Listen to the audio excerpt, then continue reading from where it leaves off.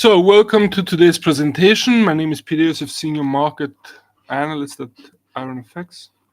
In front of your screens, you have the Euro USD chart. It's the 4-hour chart. All charts to be presented are to be of the same time frame, unless otherwise stated.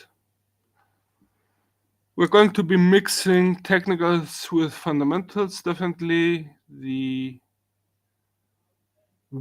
market worries about the economic outlook of the Eurozone and especially Germany, which is considered to be the powerhouse of the Eurozone, the economic powerhouse, tend to weigh on the common currency. Yet we have to note how the euro got some support during today's early European session.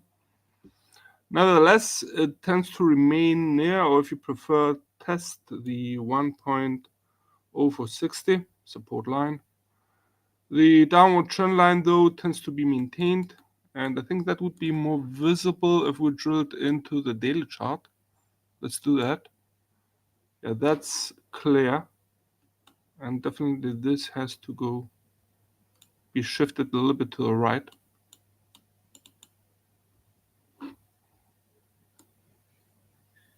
Okay, let's drill back to the 4-hour chart, zoom out a bit. There you go. Can raise this a little bit, also shift to the right. There you go. So we tend to maintain a bearish outlook for the pair. But before we discuss direction any further, allow me please to add some labels here. We start with the 1.0770 resistance level.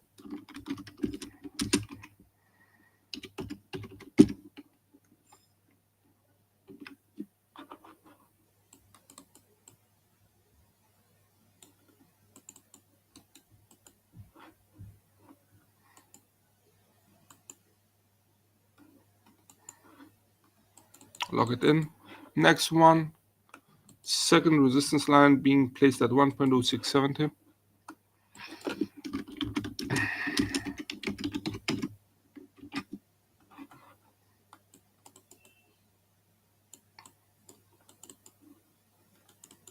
Once again, feel free to mention any trading instrument we offer and you would like to have a look at. And if we cannot make it in today's presentation, we definitely could make it tomorrow. Setting now the first resistance line, which is being placed at 1.0580. Now we're widening the difference between the support lines, given also the downward direction. And we make a start with the S1, which was recently tested. Actually, in my opinion, it's still being threatened. The 1.0460. In dark green.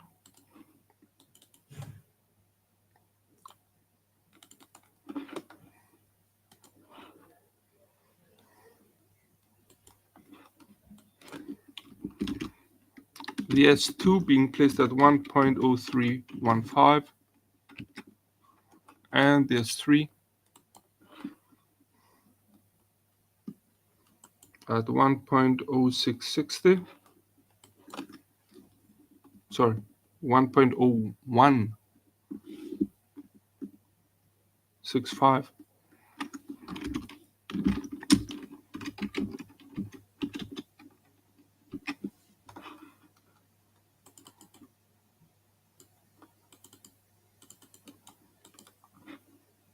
Yep. Once again, we highlight the fact that we tend to maintain our bearish outlook as long as the downward trend line tends to remain intact.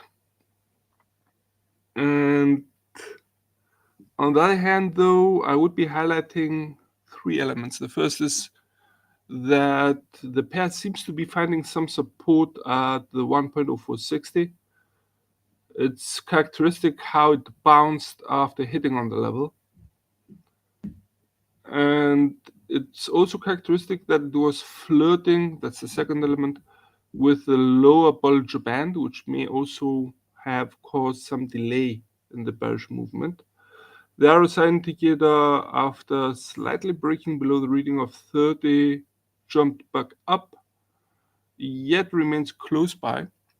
So overall, we tend to maintain the view that the bearish sentiment is still there in the market for the pair. And should the bears maintain control as expected, I wouldn't be surprised to see the pair breaking the 1.0460 support line and start aiming for the 1.0315. On the other hand, should the pair stabilize, I would expect it to remain between the R1 and the S1, probably closer to the S1 for now. For a bullish outlook, okay, it's quite improbable, but it's still a possibility. It should be covered. I think the first signal of a bullish outlook would be for the pair to break the downward trend line mentioned, and the first signal that the downward movement was interrupted. But I would also require the pair to break above the R1, 1.0580, and start actively aiming for the 1.0670, if not even breach it. Nothing less. Once again, for the time being, base scenario is here for a bearish outlook to be maintained. Let's have a look at cable.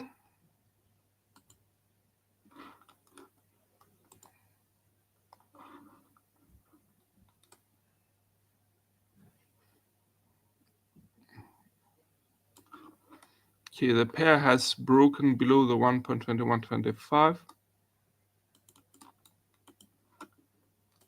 Definitely that has to be switched into a resistance line, given that the price action has moved below it.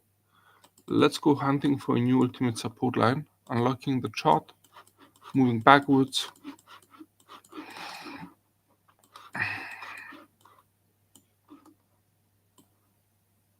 This is a very nice show. Let's go a little bit further back.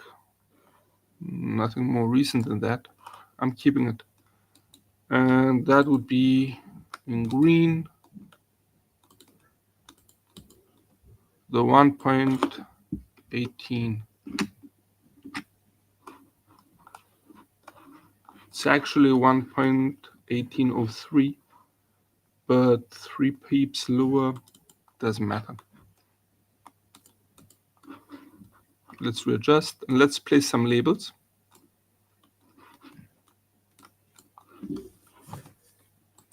Starting with the 1.2415 resistance level in red.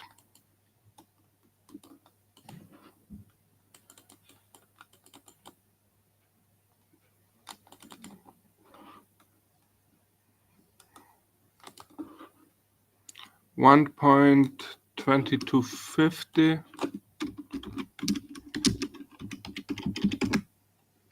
Second resistance line.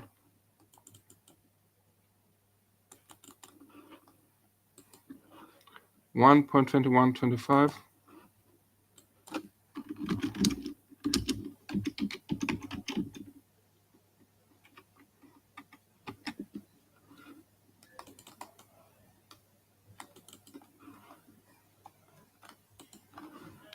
First support line at 1.2045.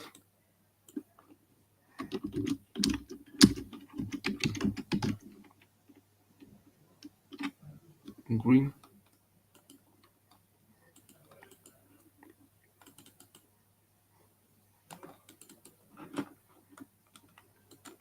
Second support line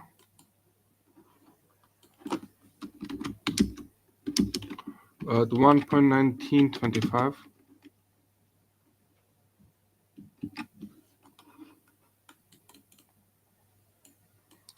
And ultimate support line just mentioned would be the 1.18.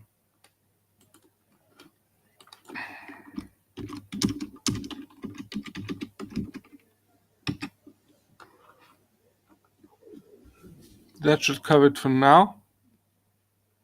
So let's talk direction here. drilling to the daily chart, get the bigger view, we see a clear downward movement which continues to guide the pair lower. Note the intensification of the downward slope, and despite some slight corrections higher, we highlight the fact that we have consecutive lower peaks, lower truths, practically forming the definition of a downward trend line. Moving back to the forward chart, readjusting it. Here you go. So once again, we tend to maintain a bearish outlook. The RSI indicator remains close by to the reading of 30. It's actually at 31.6, implying that the bearish sentiment is still present among market participants for cable. I wouldn't be surprised to see the pair dropping, breaking the S1 1.2045 and start aiming for the 1.1925. We're talking about a distance of around 120 pips or so. Should be manageable for cable. Okay. On the other hand, a possible stabilization could be occurring between the 1.2125, sorry, that should read R1,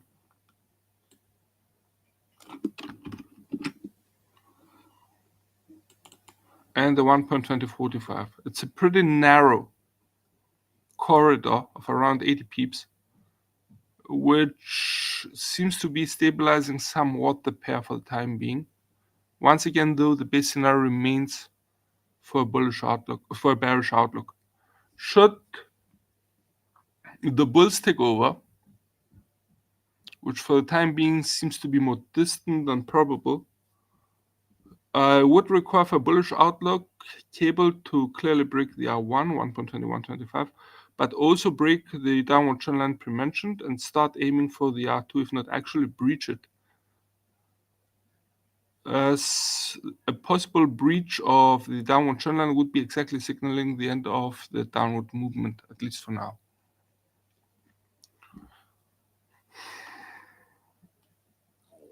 Okay, let's move now to USD and JPY.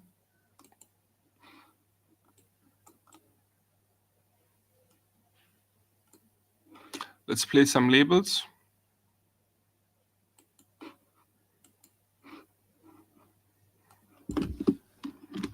R3 at 153.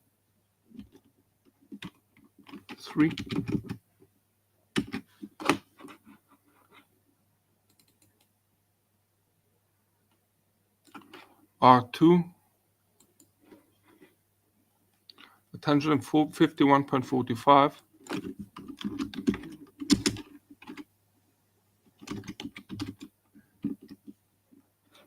The R1 at 149.90, which is being tested right now as we're speaking. Actually, it's 149.90. Yeah, that's true.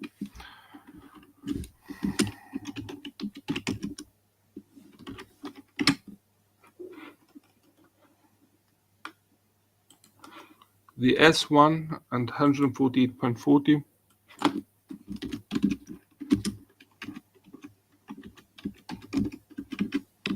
Now let's switch the color into green, so it's visible it's a support line.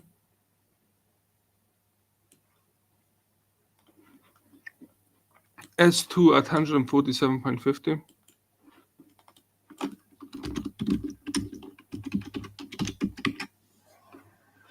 And the S3 at 146.20.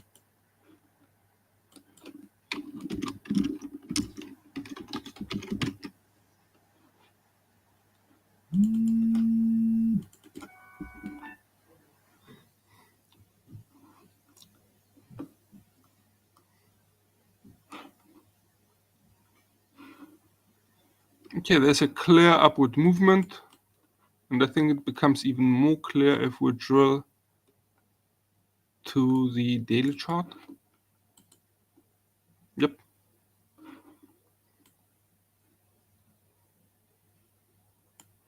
Now, the interesting part is that USDJPY has reached very high levels, and that becomes even more clear if we take into mind that they are 251.45. Let's drill into, let's zoom out a little bit. Now it's still not visible. Let's lock it out. Okay. Was breached only once. Yeah.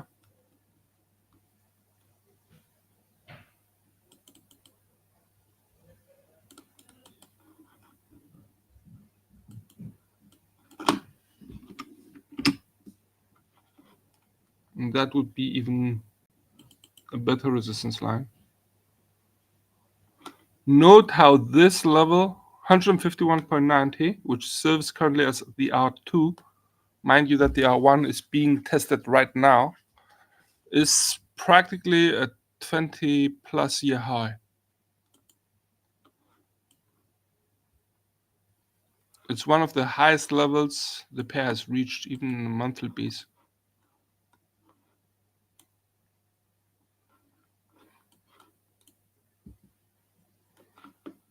Back to the forward chart. Readjusting.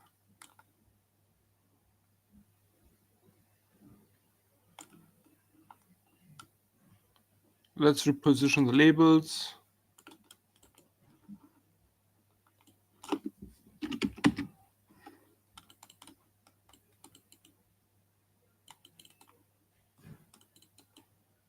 So as the bulls progress, I think they're going to be finding it more and more difficult to actually get to high ground. It's characteristic that the RSI indicator has reached the reading of 70 and is having some difficulty to break above it. But nevertheless, that tends to highlight the bullish sentiment on the other hand, on behalf of the market. On a fundamental basis, we have conflicting elements on the two sides of the pair. On the one hand, we have a Japanese yen, which is being driven lower by BOJ's dovish stance. By one factor would be one.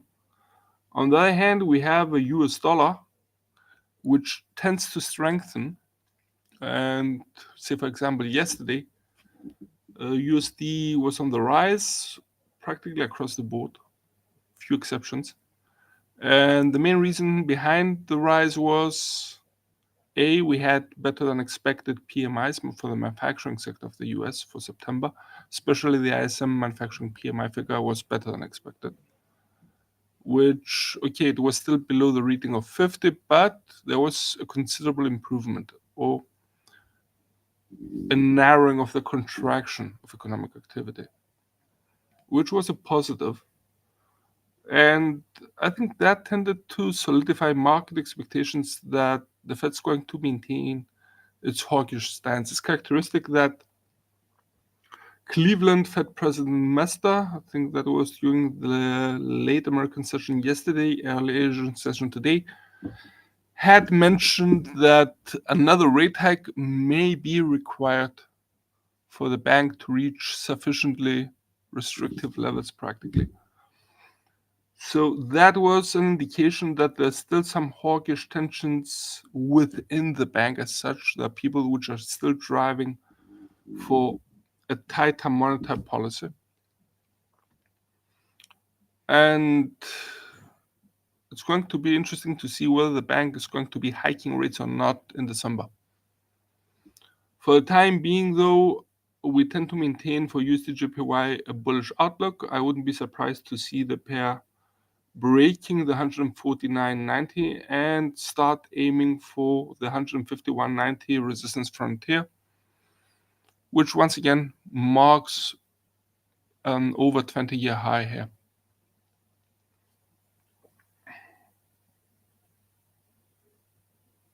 Okay, let's have a look now at AUD-USD.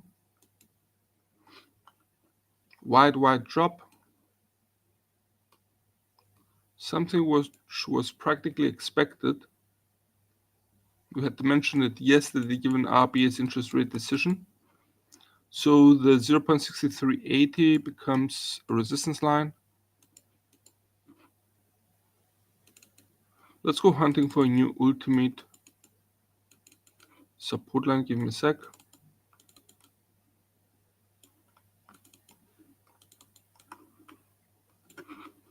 Let's unlock the chart and go back in time. Let's see where there was a last true or peak at that level.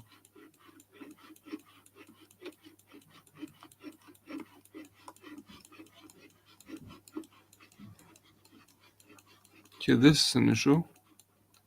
We're pretty way back. Let's drill out to the daily chart. Here you go.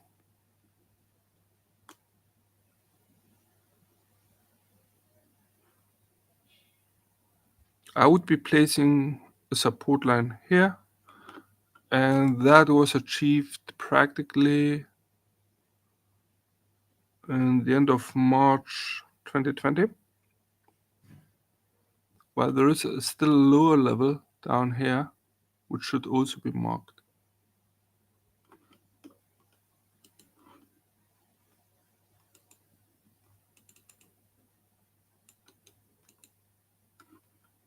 In green.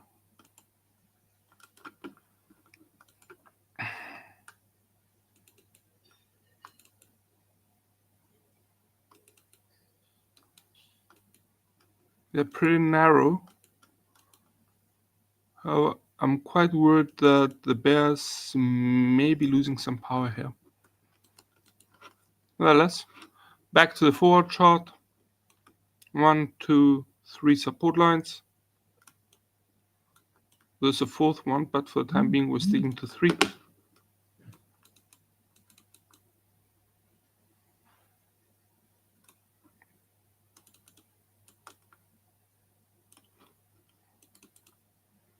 Let's correct the labels for AUD/USD. I'm starting with the R3, which is now being placed at 0.6610. Sorry. The R2 at 0.6510. The R1 at 0.6380. The S1 at 0.6285. The S2 at 0.6170. And the S3 at 0.6075.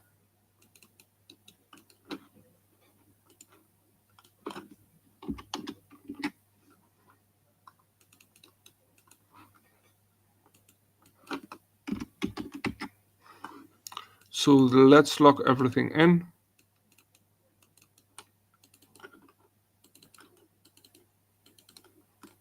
Give me a sec. Okay. There you go. Let's talk direction. Now, given two elements, A, the clear downward motion of AUD/USD, which could be characterized also by the downward trend line right here. Drilling to the 1 hour chart for more detail.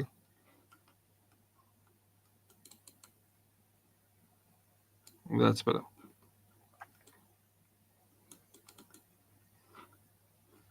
Back to the forward chart.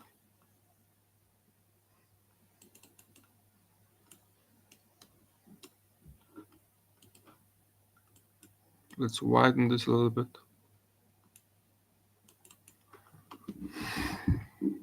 So we tend to maintain a bearish outlook as long as the downward trend line remains intact.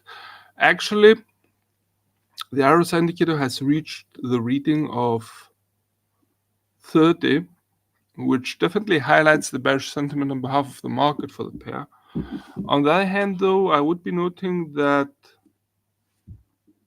the pair may be nearing oversold levels. And I wouldn't be surprised to see a correction higher or even some kind of stabilization now. That could shift the downward trend line a little bit to the right. That wouldn't take me by surprise. Yet for the time being, the bearish sentiment seems to be still present. The bearish movement is there. some slight hesitation on behalf of the bears was present once the pair's price action hit the low Bollinger Band. Yet since then, there seems to be some distance between the price action, a little bit, but still there, between the price action and the lower Bollinger Band, which could allow practically the bears to regain control and have some room to play. It's just before the 0.6285. For the time being, I wouldn't be surprised to see the pair dropping, breaking the S1 0.6285, and start aiming for the 0.6170. On the other hand, should the pair stabilize, I would expect it to clearly break the downward trend line pre-mentioned, just drawn, and that would be also signaling practically an interruption of the downward movement. And in that case, we would not be talking about a mere shift to the right, but a clear break. At the same time, though, a stabilization of the pair would imply that the pair remains between the S1 0.6285 and the R1 0.6380. Now, for a bullish outlook, the bar is pretty high.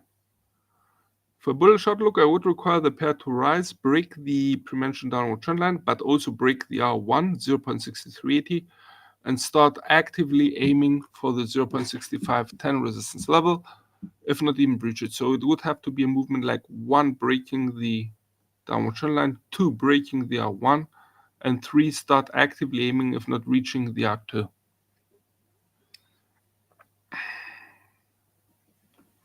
Now the Aussie weakened due to RBA's interest rate decision during today's Asian session,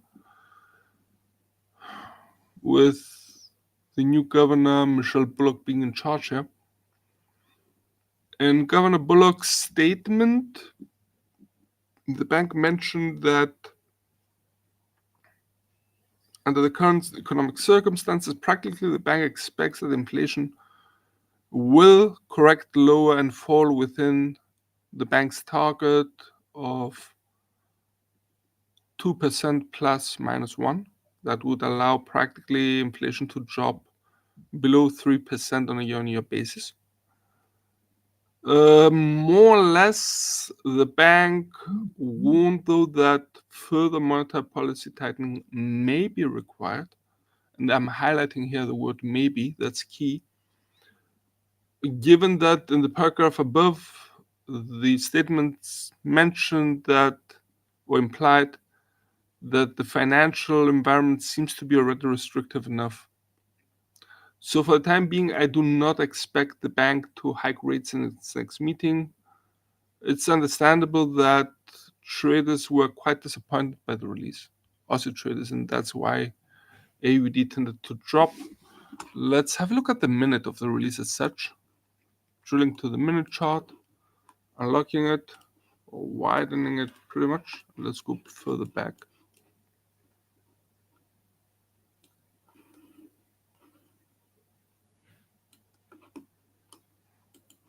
You can see the movement as such was very low at the moment of the release here. It was only of around 10 pips, nothing much.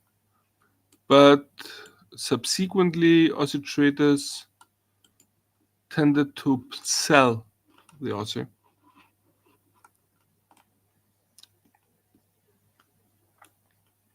I wouldn't be surprised to see the monetary outlook differentials between RBA and other central banks continuing to weigh on this somewhat, pushing it lower below the S1 0.6285 and start aiming for the S2 0.6170. Now we have to understand here also on a fundamental level another two elements regarding the Aussie. The first would be the close ties between the Australian and the Chinese economy. So practically any slowdown or any problems for the Chinese economy would instantly be interpreted as a low amount of exports of raw materials from Australia to China, which is definitely not a good thing for the Australian economy. So that's another issue which we have to bear in mind when trading the Aussie. The third element would be the fact that the Aussie as a commodity currency is considered to be of a more risky nature, and generally speaking, the market sentiment tends to have, in my opinion, a relatively outsized effect on the Aussie. Say, for example, if the market sentiment is more risk averse, the Aussie gets sold, while on the contrary, should the market sentiment be more risk on, then we may see the Aussie getting some substantial support. So that's the third issue. Always bear that in mind when trading the Aussie. Okay, let's have a look at the CAD, the loonie. Whoa, pretty high. It's the 4-hour chart. Notice the jump here, and notice the strong upward movement. Okay, definitely we have to switch these levels into support lines.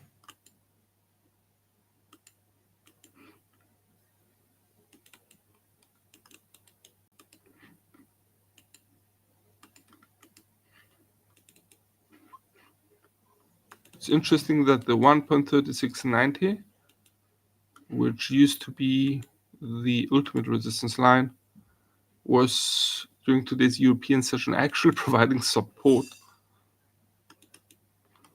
And let's go hunting for new resistance lines.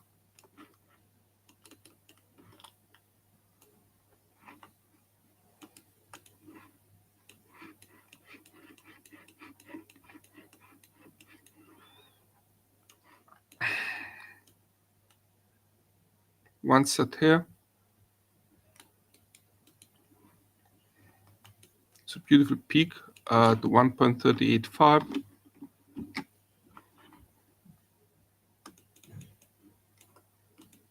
In red.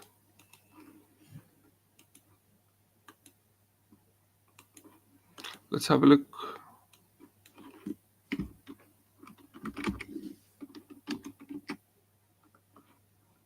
Could go a little bit higher. Give me a sec. 1.3860. Yeah, that's it. And let's go for the ultimate resistance level.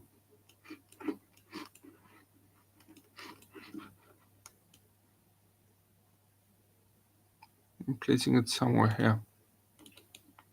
Another great peak here at 1.3975 in red.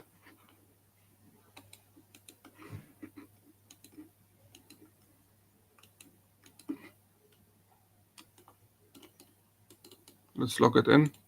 Both of them, readjust the chart. There you go.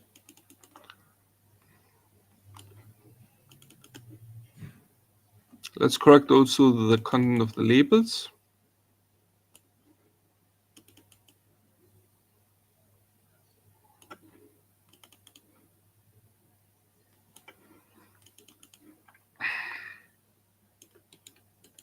Starting with the S3 being set at 1.35 right now.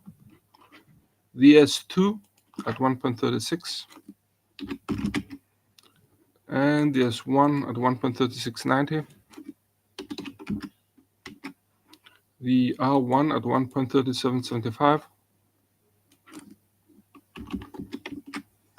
The R2 at 1.3860.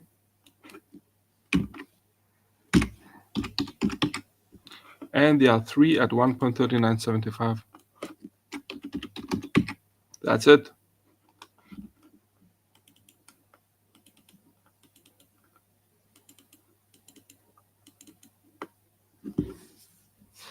Okay. For the time being, the bullish outlook, I think it's clear. The fact that the price action A was able to break above the 1.35, which was the upper bound of its past sideways motion would be one indication that the bullish outlook is there. The fact that it had an intense upward movement with a correction, even one of them, that tends to also highlight the bullish outlook for the pair. And the RSI indicator, which has been driven above the reading of 70, it's actually right now at 76.7, implying a strong strong bullish sentiment on behalf of the market for the pair, tends to highlight the possibility for the pair to advance even higher. And should the bulls maintain control, I wouldn't be surprised to see the price action breaking the R1 1.3775 and start aiming for the 1.3860. There is, though, a word of caution here. And the word of caution is that the RSI indicator, exactly by rising above the reading of 70, okay, it highlights the bullish sentiment, but at the same time highlights that the pair may have reached overbought levels and may be ripe for correction lower. Now, such a correction could allow the pair to stabilize somewhat, possibly with the price action revolving around the S1 1.3690. Such a scenario would also entail, though, a breaking of the upward trend line, signaling the end or the interruption, at least, of the upward movement. While for a bearish outlook, however improbable that may seem, it's still a possibility and should be covered. I would require the pair to drop, break the S1 1.3690, but also break the S2 1.36 and start aiming for the S3 1.35. I would like to see here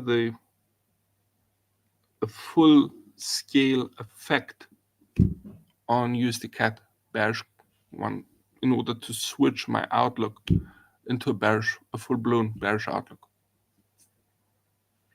Interestingly enough, let's have a conversation also about USD CAD. Now, USD CAD on a monetary level, we have to note here that BOC is not exactly that dovish as RBA. Actually, the market expects BOC to proceed with another rate hike, but not in this quarter, or most probably it would be near the last days of January. So that's an issue. The outlook is different. Nevertheless, the CAD is on the weakening side. And I would expect actually that a drop of oil prices may have also pushed the Canadian dollar lower, given that Canada is a major oil producing country, while at the same time a more risk-averse stance may have also contributed to the weakening of the Canadian dollar, given that Canada's dollar, as the Australian dollar, is considered a commodity currency linked this time to oil, and is considered to be of more risky nature than other currencies. It would be interesting to have a look also at WTI prices. Give me a sec. We haven't visited it in a long time. And they're dropping.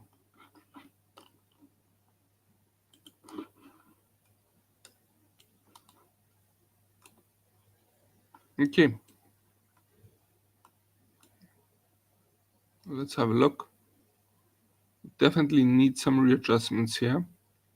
Let's start with the resistance lines. Definitely the 90.40 support line has been turned into a resistance line. And I will be pushing the S1 lower in order to meet this throw here.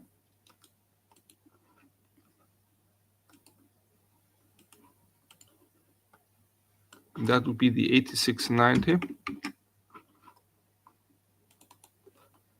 Let's go hunting for a new ultimate support line. I'm setting this peak as the next target. And that would be the 81.40.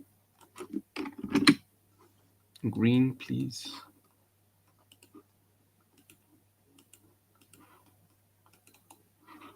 Let's set some labels as well.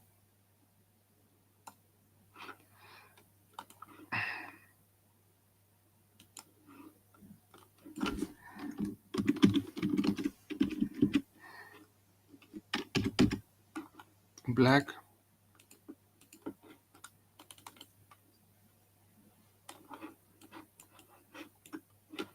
And let's then name also the resistance support lines, starting with the R3 at 96.60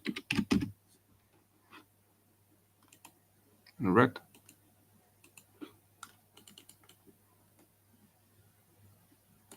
Moving now to the R2 at 93.60.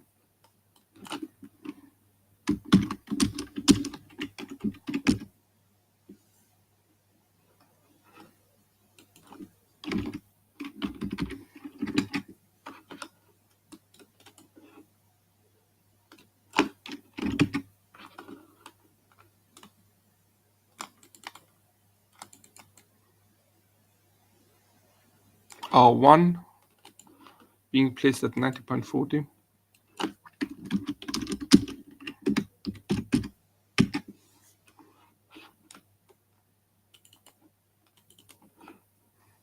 S1 at 86.90.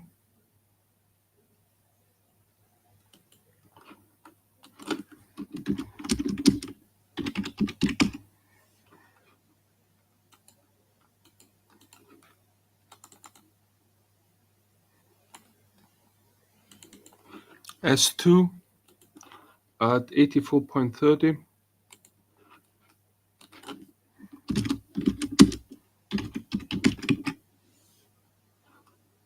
And finally the S3 at 81.40.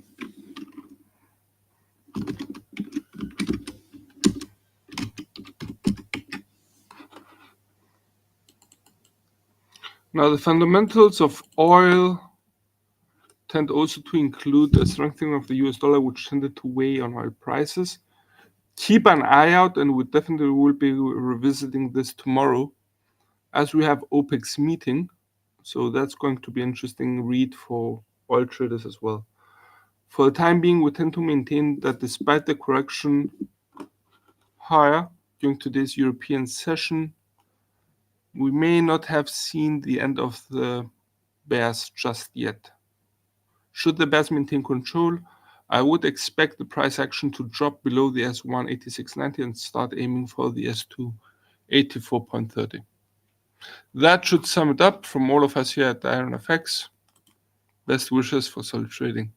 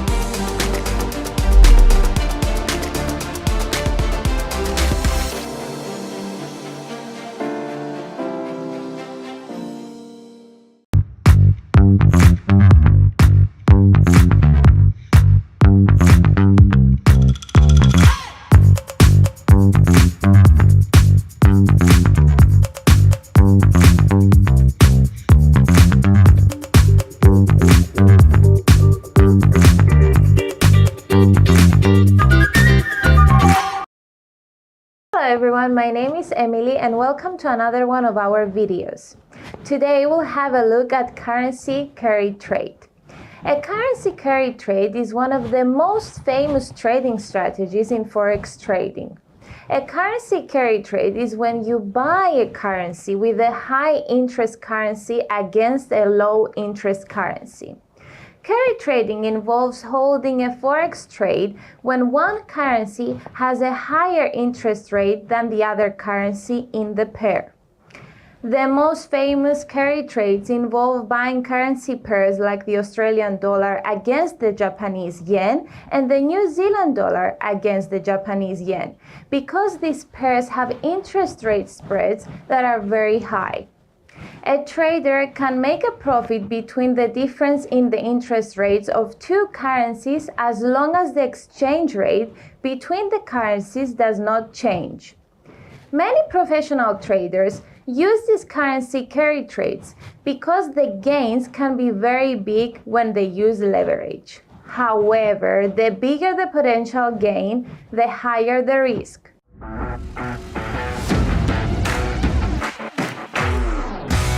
The currency that is exchanged in a currency carry trade transaction is known as the funding currency. A funding currency usually has a low interest rate. Traders borrow the funding currency and take short positions in the asset currency, which has a higher interest rate. The best time to get into a carry trade is when central banks are raising or considering raising interest rates. Also, these trades work well during times of low volatility since traders are willing to take on more risk. As long as the value of the currency doesn't fall, even if it doesn't move much or at all, traders will still be able to get a return. However, a period of interest rate reduction does not provide great gains in carry trades. When rates are falling, demand for currency also tends to fall and selling off the currency becomes difficult. Basically, the carry trade can result in a profit if there is no movement or an increase in interest rates. Hope you found this video useful and interesting. Thank you so much for watching us. Bye-bye.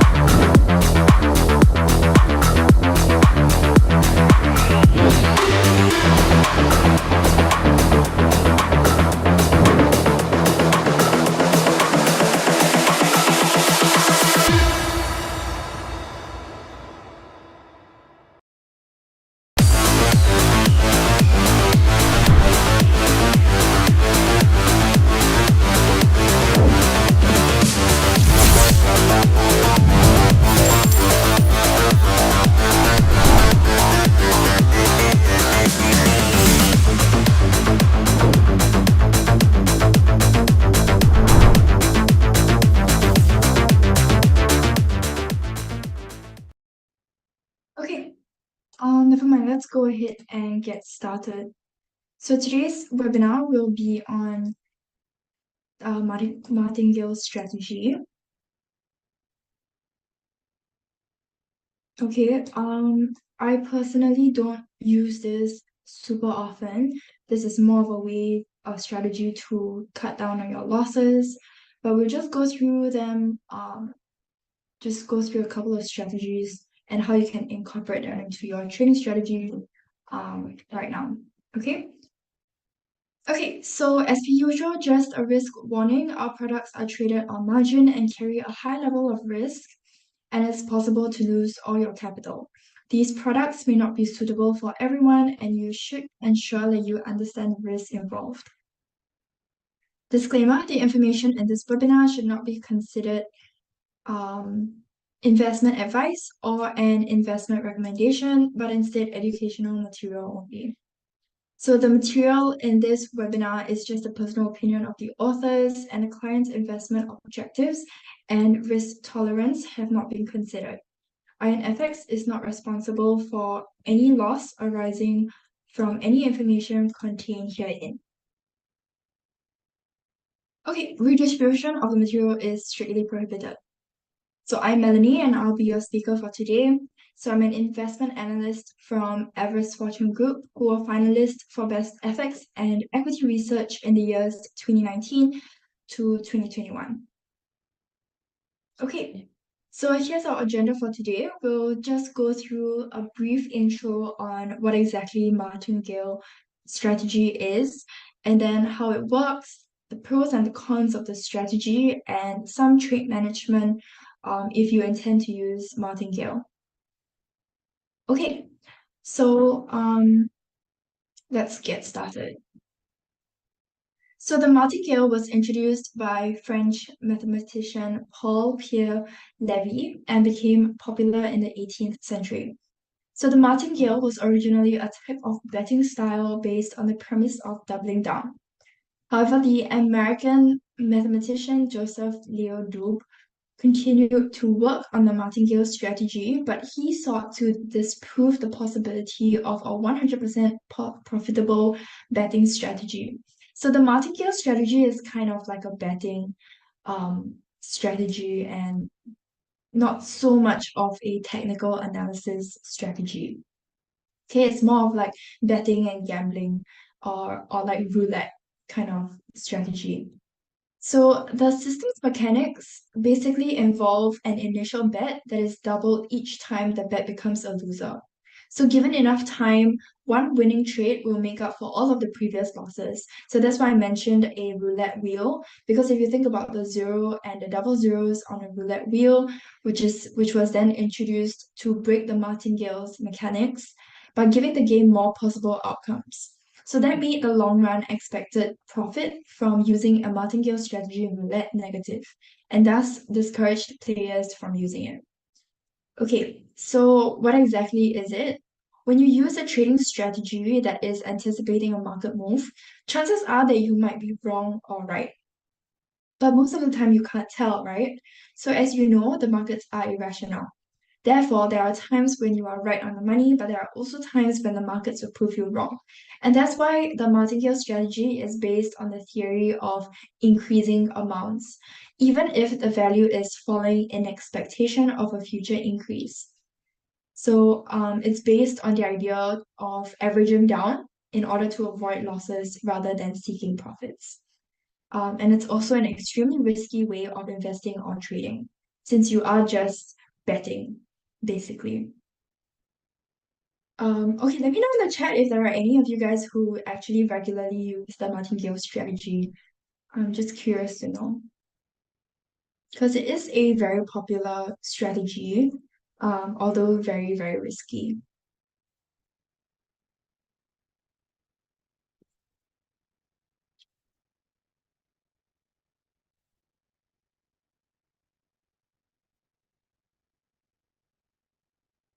Okay,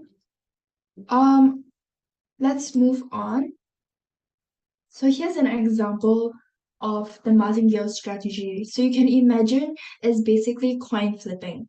So suppose you engage in a game of either heads or tails with a starting wager of $1. So there's an equal probability of it being heads or tails. So if you lose, you would double the wager on the next bet in order to essentially cover your losses. As long as you stick with the same call, you would eventually given an infinite amount of money, you would eventually see the coin land in your favor. And it will also recoup all of your losses plus an additional dollar. So the way of visualizing this is to basically understand the basics or the underlying theory of the martingale strategy. So if we're talking about the example that I just gave about coin flipping, if we look at the first column, which is the lose column, let's say you are betting one coin or $1, right? And then you lose. So essentially the strategy encourages you to double the amount that you are betting. So in this case, it will be $2. And then if you happen to lose again, then you double it again and you get $4 and you're betting $4. And then if you lose again and you bet double the amount, that's how much you are winning. If of course it lands in your favor. So what we mean by recoup your losses plus an additional dollar, you can see here we are losing 1, 2, 3, 4, 5, 6, 7. We're losing $7 in our initial rounds. But since we doubled each round, our ultimate winning stage or our profit is essentially an additional dollar here. Okay, so the strategy is basically is based on the premise that only one trade is needed to turn your account around. Okay, so if we're taking a look at a chart and we apply the same concept to our trading charts, right? You can see here, if we ignore all of this, we start off at this first buy one lot area. Okay, so we buy one lot and then we see price continue to drop. Okay, so we can see that we're obviously going to make losses since price is moving in the opposite direction, right? So price is dropping, I'm losing money, but instead of cutting my losses or getting out of the trade, right, I decide to buy 2 lots instead. So I'm doubling it using the same concept of the coin flipping strategy in my previous example. I'm doubling my lots here. I buy 2 lots. And I can see even though price did increase by a little bit, it reversed and it ultimately continued to drop. So I'm actually losing 3 lots now. Okay, so I'm losing some more money. And then instead of getting off the trade again, I'm buying 4 lots. So you can see it's a very risky trading strategy, and yeah, I probably would not recommend it unless you're trying to cut your losses. But yeah, this is basically how it works. So we buy 4 lots, right? And you can see price did increase a little bit, okay? And then it dropped again. So now that it dropped, going by the same martingale strategy, I will double it again, buy 8 lots, continues to drop. So I've essentially lost all of these lots, okay? Which is a huge loss if you think about it. And then once I reach the bottom here, I decide, okay, I'm gonna double it again. I'm gonna continue with my martingale strategy, right? So I buy another 16 lots here. But instead of continuing to drop, my luck changes and the chart decides to reverse off and it's heading upwards again. So now that it's heading upwards, I can imagine that now that I have 16 lots, I'm making back all of these losses. Okay, and I can see that it's really increasing, it drops and it continues to increase from this support level here at the 0.98803 level. Okay, so it bounced off this support level and it continues to rise up, enabling me to make back all of my losses as well as a little bit of profit. So that's essentially the theory behind martingale. Okay. Let me know if you guys have any questions. Okay, so it's a popular strategy, as I mentioned earlier. And one of the reasons why it's really popular in currency market, so like Forex, is that currencies, unlike stocks, rarely drop to zero. So although companies can easily go bankrupt, most countries would only do so by choice. So there will be times when a currency falls in value, but even in cases of a sharp decline, the currency's value rarely reaches zero. So the FX market, another advantage that it offers is that it makes it more attractive for traders who have the capital to follow the martingale strategy.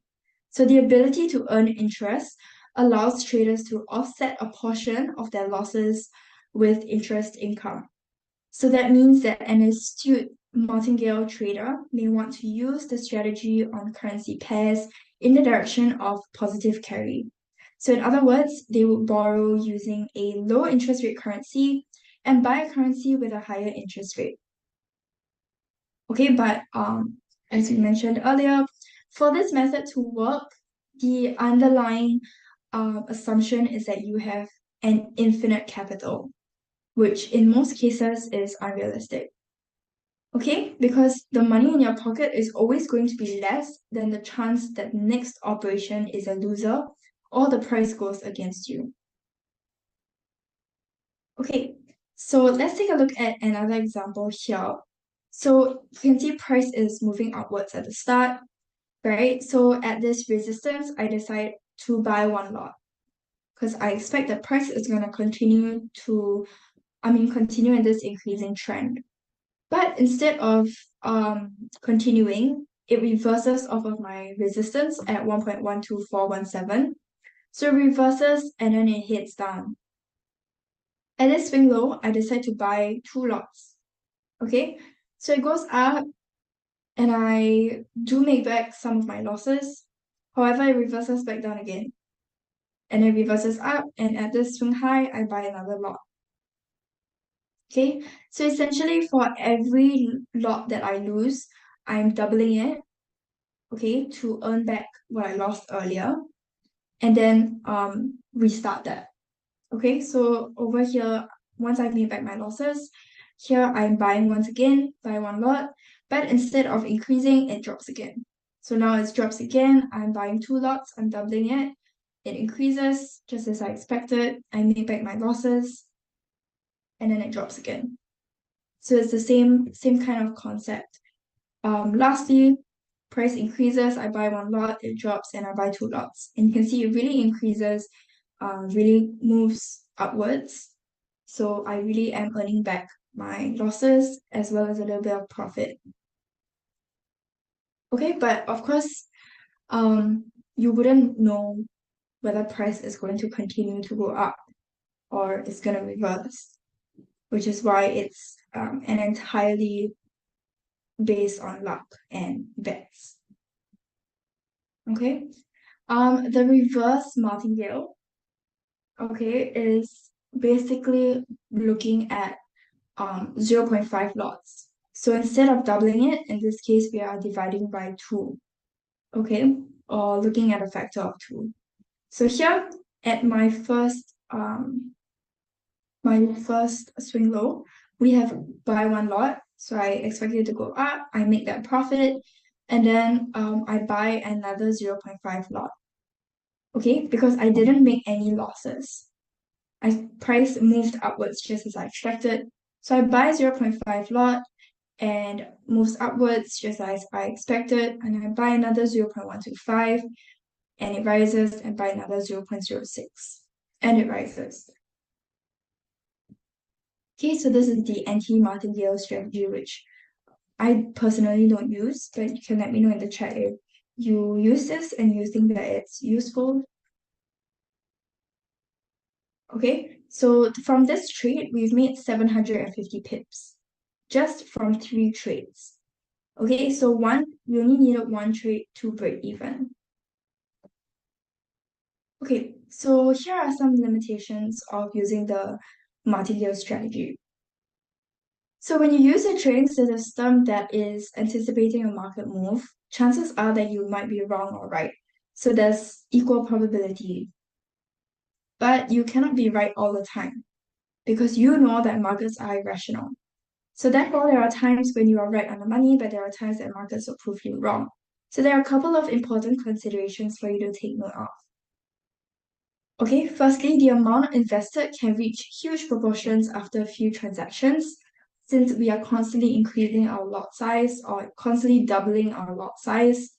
So if the trader runs out of funds and exits the trade, the losses faced can be disastrous.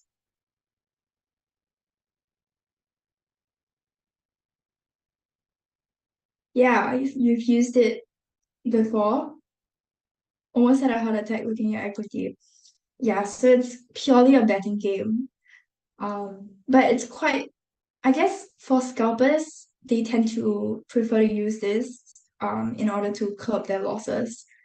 So yeah, to each their own, but it's just keep in mind that it's very risky. So the risk to reward ratio is also not reasonable.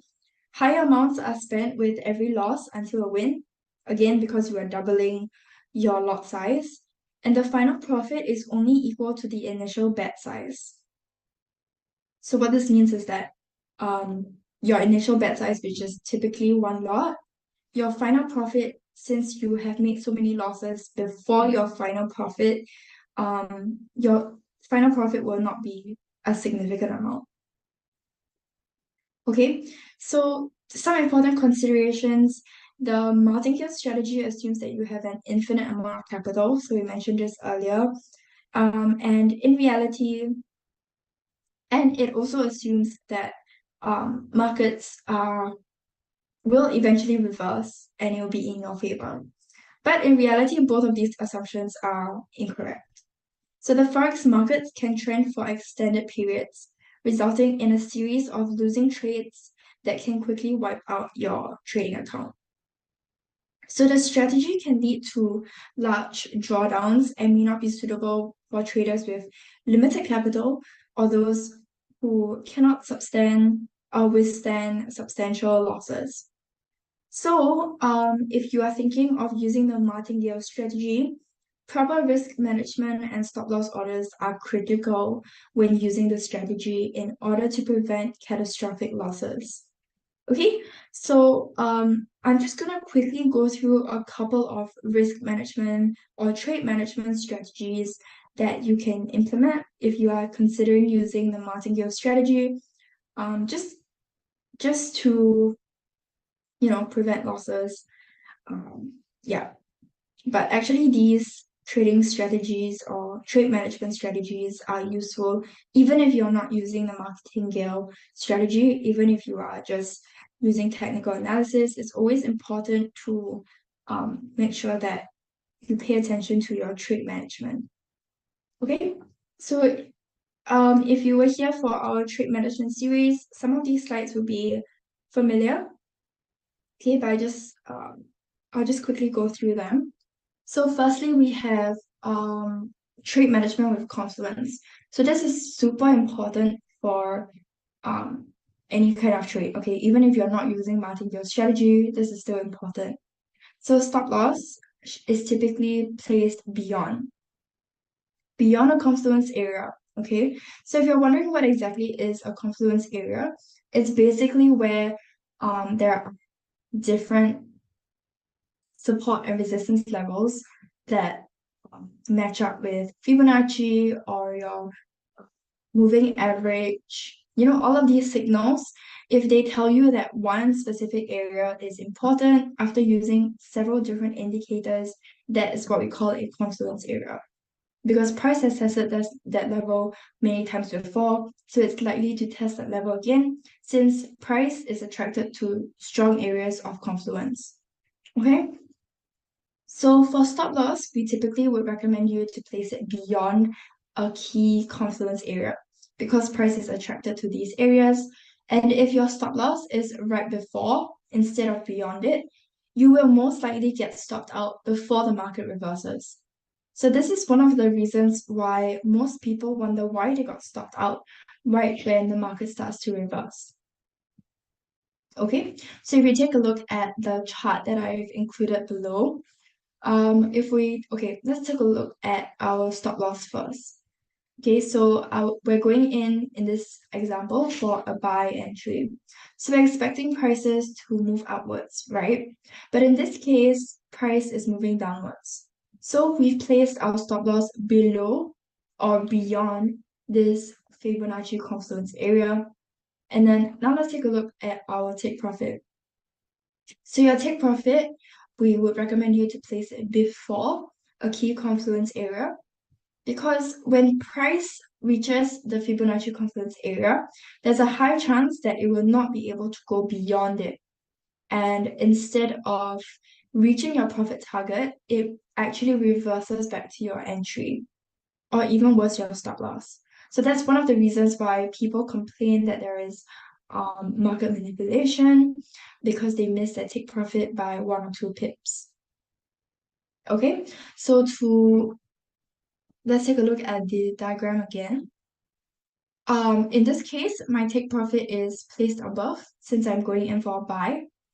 Okay, and instead of placing it beyond it, which is like what we did for our stop loss, I'm placing it before it in order to make sure that I catch the price before it reverses off of the confluence area. Okay?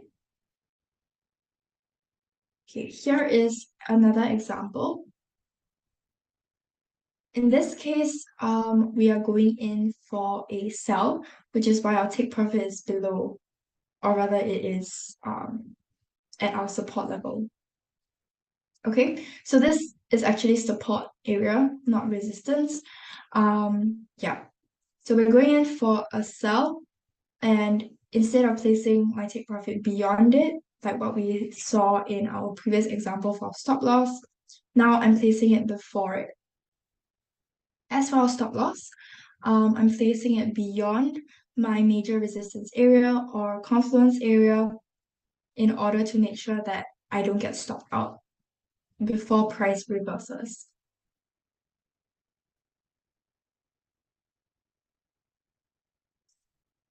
Okay.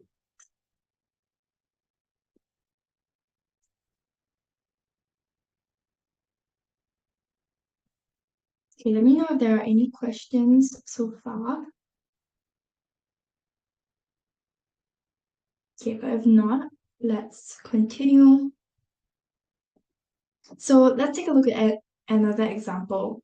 So in this example, we expect price to bounce off of our entry at 87.625. So this blue line here.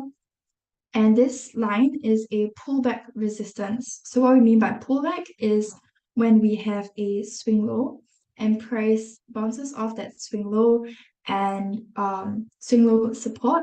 It bounces off it and it reverses and breaks out of the support. That's what we call a pullback resistance because we are expecting price to pull back to that same level. Okay, so this pullback level is in line with a 78.6% Fibonacci retracement. So you can see my starting point here and ending point here. Okay, so it's in line. So that's what we call a confluence area. Okay, so we're expecting price to continue to drop from our entry. Okay. So you can see price has hit our entry and has reversed nicely off of it and is heading towards our take profit.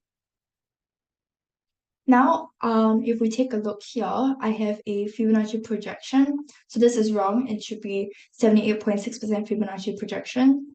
Okay, so my starting point is here, middle point and ending point. So for Fibonacci projection, we're looking for this flash shape here, like a lightning bolt kind of shape.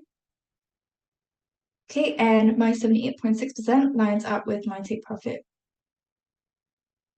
Okay, and the reason why we place our take profit at this swing low is also because, of course, this is a significant level since it's a swing low support.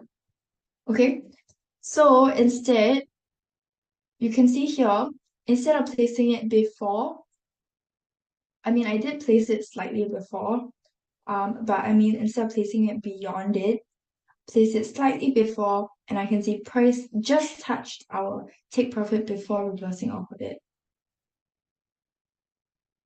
Okay, so I was able to catch that price, or you can see it's very, very close.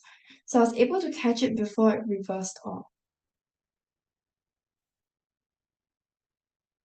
Okay, and luckily I did because after that it reversed off of the take profit and rose steadily to our stop loss. So can you imagine if I placed my take profit below instead of above our confluence area? I would have missed it and I would have been stopped out. Okay, so similarly, if we're taking a look at our, let me go back. Okay, if I'm applying it to maybe over here, our martingale strategy. Okay, my entry point would probably be here, right? If I'm going in for buy.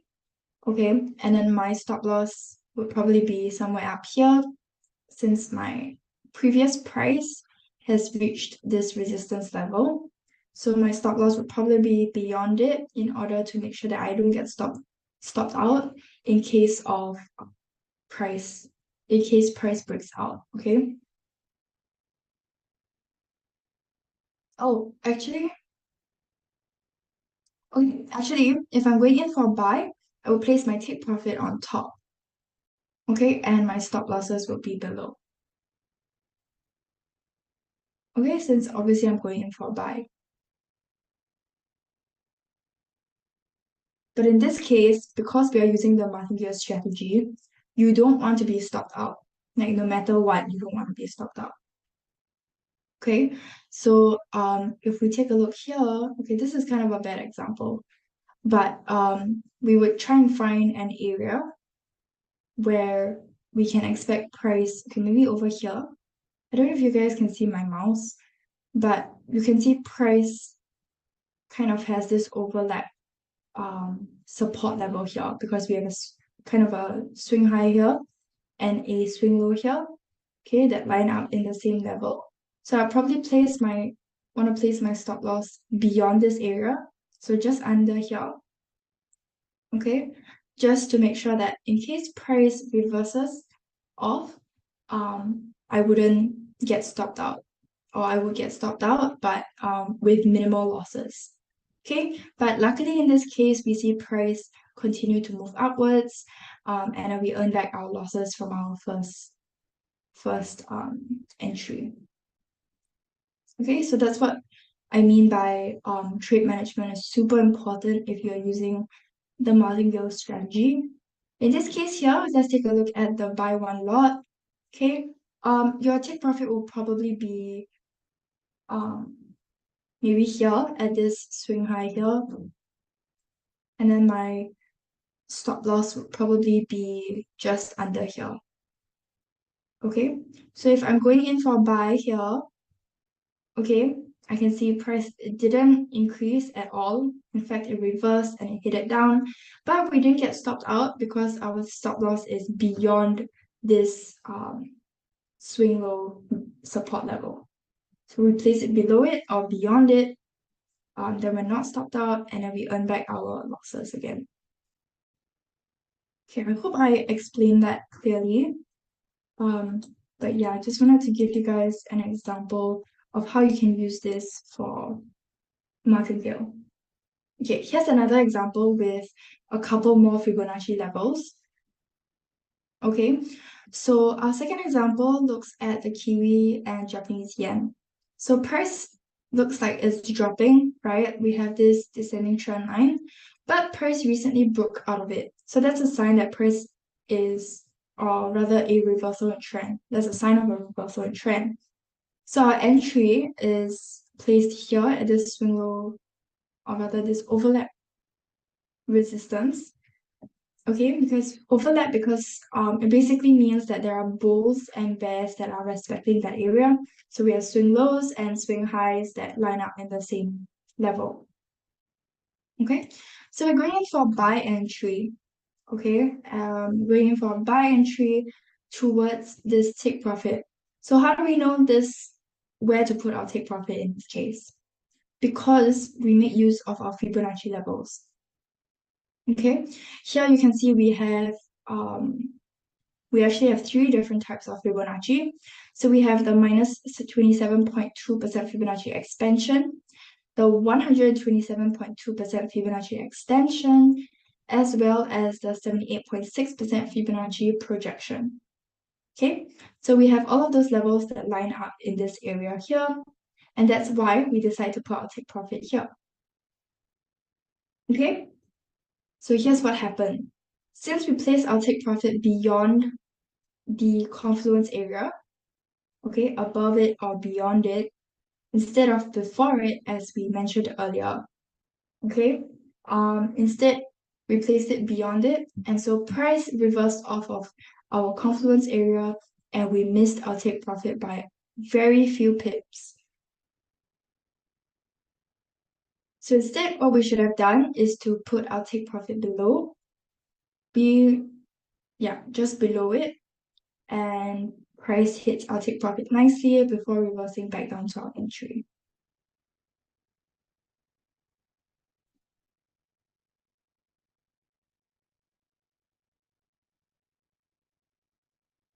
Okay.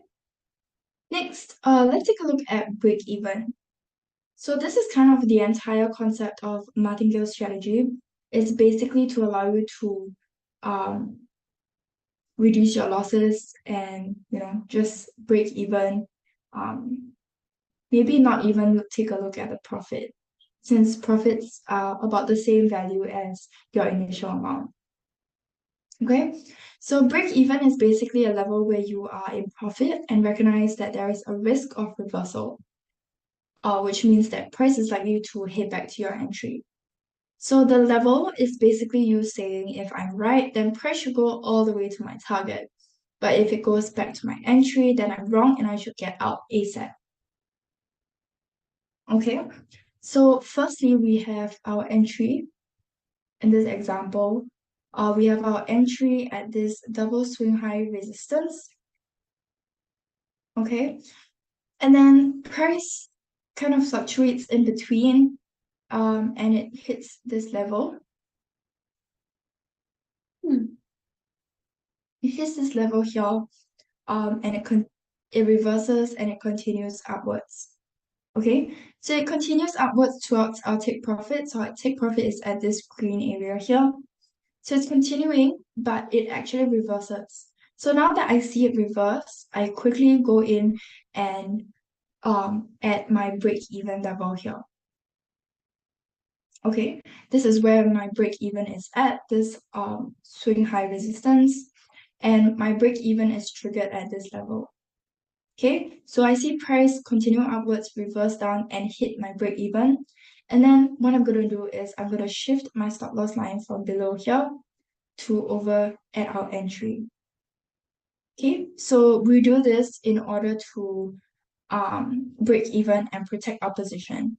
So if price continues to rise, that's great. We'll probably hit our take profit. But if it doesn't, which you can see in this case it didn't, we do want to be protected. Okay, so we got out of this losing trade at break even. Now, if we take a look at the next example, which is idea invalidation, it's kind of the same concept, but in this case, we are placing the idea invalidation level before the stop loss. Okay, but same thing, it's basically the level where you admit that you are wrong and you want to get out of the trade. So when this level is reached, your take profit is moved to your entry, giving you a small chance to get out at break even. So in the previous example for break even, we moved our stop loss levels. For idea invalidation now we are getting out and just taking a bit of profit. Okay, let's take a look at this example. Our entry is here at this double swing high again. So I'm going in for a sell entry now in this case. Okay. So in this case, I am looking for a sell entry. So I'm moving downwards. Okay, I see price dropping towards our take profit, but instead of continuing, it reverses and it hits back towards our entry. So I can see my entry here. It actually breaks out of my entry and it hits upwards. Okay, it hits upwards and it triggers my idea invalidation level. Thankfully, instead of continuing to our stop loss, it reversed off of the idea invalidation. And then we admit we're wrong, and then we get out the trade by moving our take profit to the entry. Okay.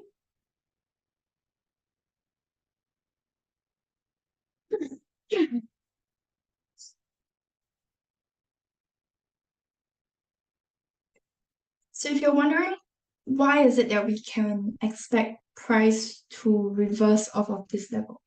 You know, like why won't price continue to upwards? It definitely can, but the reason why we have this idea validation level is because, like we mentioned earlier, these significant levels of confluence, like swing high resistances in this case, or like Fibonacci confluence areas, is because price is likely to reverse off of those levels. So that's why we can take the opportunity, see it reverse, and maybe see if it continues to our take profit. In this case, it didn't. So that's why we would place our take profit here.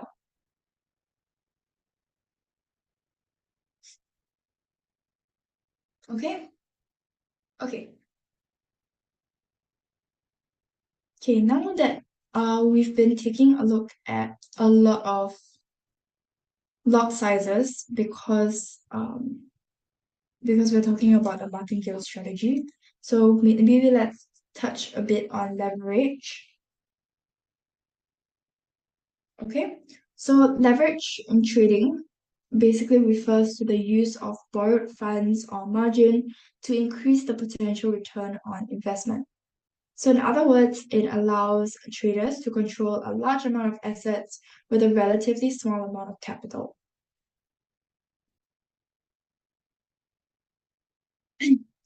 Okay, so in the case of Forex, money is usually borrowed from a broker.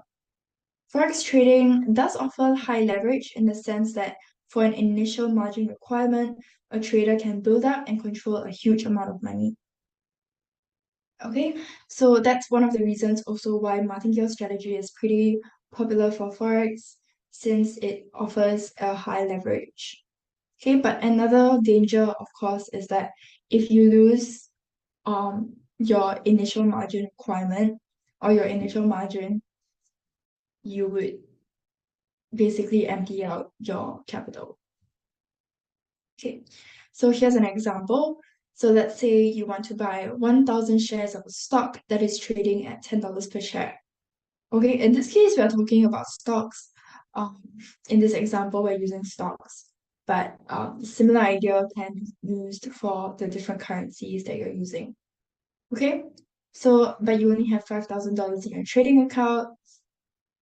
So you use a leverage ratio of 2 to 1, and then you borrow an additional $5,000 from your broker, giving you total of $10,000 to buy the shares. So this means that if the stock increases by 10%, your return will be $1,000 or 20% of your original investment. So while leverage can amplify your profits, it also magnifies losses. So it's important to note that the use of leverage involves borrowing money and incurring interest charges and fees. And we kind of talked about this when we were introducing martingale strategy. Okay, so therefore it's crucial to understand the risk that's involved if you decide to use the martingale strategy or if you decide to use leverage. Okay, so again, a couple of examples. Capital of 10,000, just how we calculate the leverage. If it's 1 to 20, it would be 20 times 10,000, giving you a position of 200,000. 1 to 100 will give you $1 million, and 1 to 500 would then give you $5 million. Okay, and here's how we calculate profit. So, depending on your risk appetite, if we're looking at high risk, your lot size would maybe be 5 lots. So your total value of transaction would be 500,000. Okay, 10,000 times 500,000, and then if you make a 100 pip profit, it'll be plus $5,000. So you gain 50% of your trading capital because you can see your initial capital is 10,000. So now I have made a 100 pip profit, giving me an additional $5,000. Okay, if we're talking about low risk, I'm just using one lot. 10,000, my total value of transaction, my initial capital is 10,000 with a lot size of 1. Total value of transaction is 100,000. So if with a 100 pip profit, I would be making $1,000, which is 10% of my initial capital. Okay. So we want to emphasize that it is a double-edged sword because obviously if you can make 50%, you can also lose 50%. Okay, so yeah, just be careful of that. And let's touch a bit on margin before we end off. So margin in trading refers to the amount of money that a trader needs to set aside in their trading account in order to open and maintain a leveraged position. So it's essentially a deposit or collateral that the trader is required to put up in order to cover any potential losses. So this is just how to calculate margin if you are curious. Most of the time, your whatever trading platform that you're using, it will calculate it for you. But yeah, a margin-based leverage basically equals to the total value of transaction divided by the margin that's required. Okay? So let's say, for example, if you're required to deposit 1% of the total transaction value as margin, and you intend to trade maybe one standard lot of $1 franc, that would be equivalent to 100,000 USD, but the margin required is only $1,000. So your margin-based leverage will be 100 to 1. Okay, so for margin-based margin requirement of 0.25, you can see here your margin-based leverage would be 400 to 1, and it's using the same formula.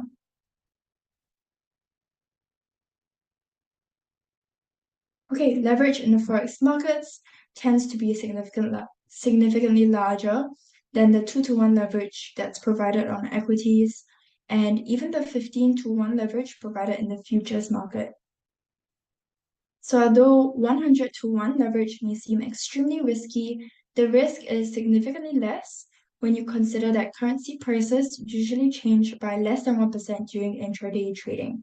Again, this is why martingale strategy is really popular amongst scalpers who are trading forex. Okay, so traders should choose the level of leverage that makes them the most comfortable. If you're conservative and you don't like taking many risks, or you're still learning how to trade forex, a low level of leverage would maybe be better, like 5:1 or 10:1 might be more appropriate.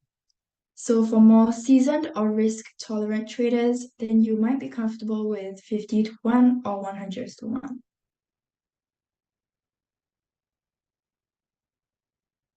Okay, so there are different types of traders as well. So martingale would probably suit more scalpers or intraday traders as compared to swing traders and people who prefer to just place your trades and then go about your day. Okay, this is just some examples from MT4. So the margin denotes the amount that's held by for the trades that are already open. So free margin, here I'm looking at this area, this gray area. Free margin denotes the amount of funds that is available to open new trades. Okay, so when equity sold balance plus minus open profit or loss, that's how you calculate your equity here. But you can see it's normally already calculated for you. So if that falls below 90% of the margin that's required for maintaining your positions, then you will probably get a margin call. Okay, so in that situation, you would then be required to deposit more cash to sustain your positions, or you might be forced to close your account. Okay, stop out. So margin denotes the amount held for the trades that are already open. Free margin falls below 50% of the margin required for maintaining your positions. Positions will be automatically closed in order for the largest losing position to be the smallest. Okay, and let me know if you guys have any questions, but that brings us to the end of our webinar. And yeah, let me know if you guys have any specific questions about martingale or anything like that.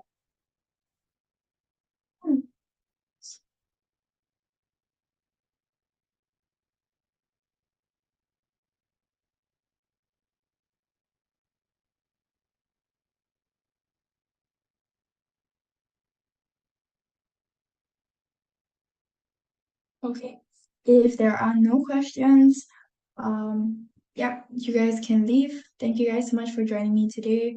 I hope you guys found this session helpful, and I'll see you guys next week. Bye, everyone. Have a great rest of your week.